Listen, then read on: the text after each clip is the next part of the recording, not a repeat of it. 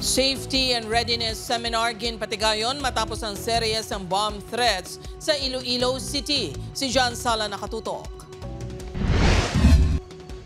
Nabiktima sa bomb threats ang Nobyembre 13 ang Iloilo Science and Technology University nga nagresulta sa kanselasyon sa klase sa bulutuan kag kakulba sa mga estudyante, manunudlo kag mga personnel. Agud masigurong kandaan sa tanan gid pakamaayon sa tagdumlahan sang ISATU nga magpatigayon sang Safety and Readiness Seminar kaupod ang PNP.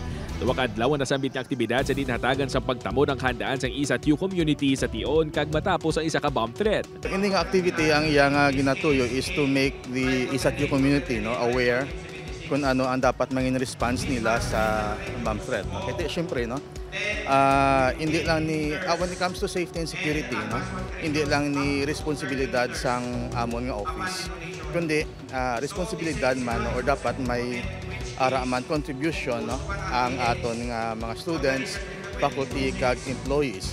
Magluwas ini mas ginpasangkad man sa universidad ng ila security protocols ilabi na sa mga nagagwa sulod sa bulutuan.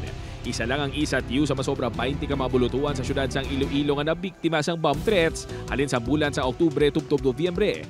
Una na nga nadakpan sa kapulisan ng estudyante sang Fort San Pedro National High School nga natumbod nga sa likod sa pamahog sa amuman nga bulutuan. Kag sa karon may mga persons of interest naman ng ICPO sa iban pa nga mga bomb threats sa syudad. May pilaman kita ka mga personalidad nga sa karon is padayon nga gina-follow up sa atong mga investigador kag ginatipunan sa nagakaigo nga ebidensya para nga